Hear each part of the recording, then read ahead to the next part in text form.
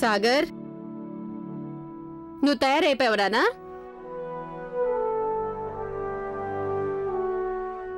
ఇవాళ కేవలం గంగకే కాదు, ఈ సమాజం ఎంతో కాలంగా వాళ్ల శీలం మీద బురద చల్లుతున్న అనేక మంది వితంతువులకి న్యాయం తప్పకుండా లభిస్తుంది.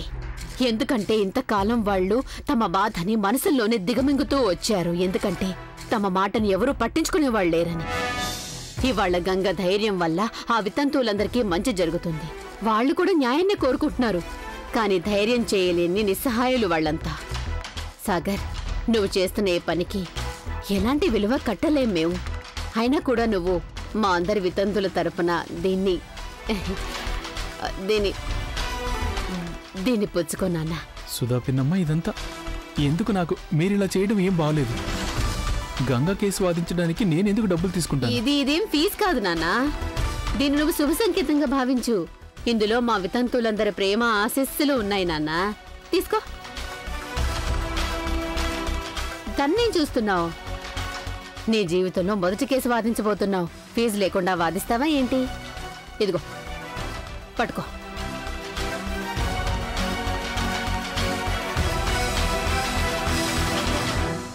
సరే పిన్నమ్మ, దీని మీద నాకేం హక్కు లేదు. ఇది వేరొకరి హక్కు. ఎవరిది?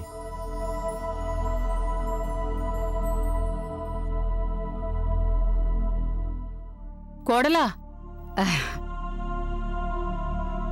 మంచి పళ్ళు దొరికితే తీసుకొచ్చాను. ఇవి తీసుకెళ్లి వంటగదిలో పెట్టుకో. గోవిందయ్య గారేరి? చాలా బాగున్నాయి. గోవిందయ్య గారు, పూజకంతా సిద్ధమేనా? సిద్ధమే. పెట్టండి, బాగా కడగండి వాటిని.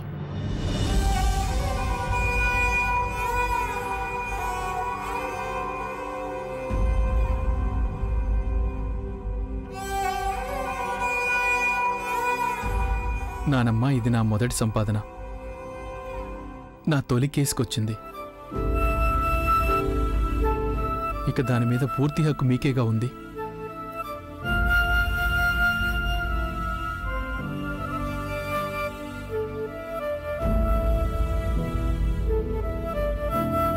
నానమ్మ, నువ్వు మీ చిన్నాన్ని ఆశీర్వదించవా? విజయం సాధించమని ఆశీర్వదించవా నువ్వు?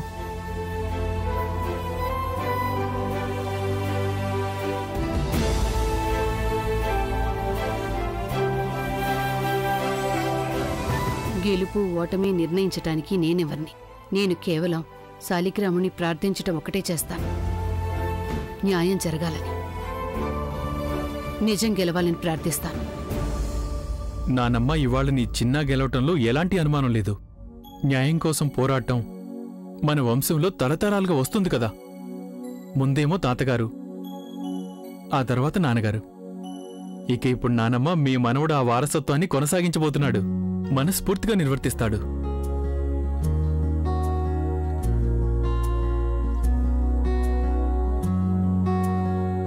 కోర్టుకేనా బయలుదేరా సాగర్? కాస్త తీపి తిని వెళ్ళు. అమ్మా, అలాంటి వాళ్ళది నిజమైన ప్రేమ కాదు, అది వ్యామోహం. ఎగ్జాక్ట్లీ చిన్నత్త. నిజంగా ప్రేమించుకున్న వాళ్ళు అలా చేయరు. ఎంత మనసు విరిగిపోతే కన్న కూతుర్ని పట్టుకొని మా దృష్టిలో చచ్చిపోయా ఉంటుందా తల్లి? అది సరే అమ్మా, తన కూతురుతో తన మాట అనేటప్పుడు ఆమె మాటల్లో వ్యథ, కళ్ళల్లో బాధ గమనించావమ్మా? పెద్దబాబుకు బర్త్డే విషెస్ చెప్పు కూడా వెళ్ళాం కదా. ఊరికే ఎలా కాలిపోతుంది? మంట పెడితేనో పడితేనో తగలబడుతుంది.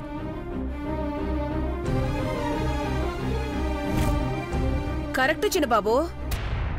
నీకొచ్చినట్టే నాకు డౌట్ వచ్చింది.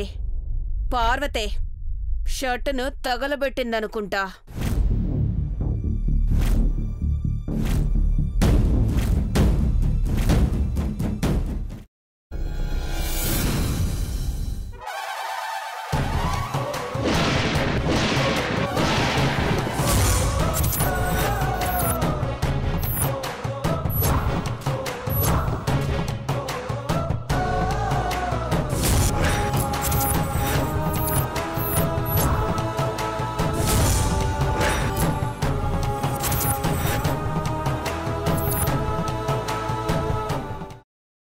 తర్వాత పొట్టు తీసేసి చాప్ చేసి పక్కన పెట్టుకోవాలి. ఒక ప్యాన్లో కొద్దిగా నూనె వేడి చేసి అందులో ఆవాలు, మినప్పప్పు, శనగపప్పు, కరివేపాకు, సన్నగా తరిగి పెట్టుకున్న ఉల్లిపాయలు వేసుకుని 1 నిమిషం పాటు వేయించుకోవాలి. ఆ తర్వాత కాల్చి కట్ చేసి పెట్టుకున్న వంకాయని కూడా అందులో వేసుకుని బాగా మిక్స్ చేసి బౌల్లోకి ట్రాన్స్ఫర్ చేసుకుని అందులో తగినంత చిక్కటి పెరుగు లేదా పల్చటి పెరుగు వేసుకుని మిక్స్ చేసి అన్నంతో కానివ్వండి, చపాతీతో కానివ్వండి సర్వ్ చేసినా చాలా బాగుంటుంది.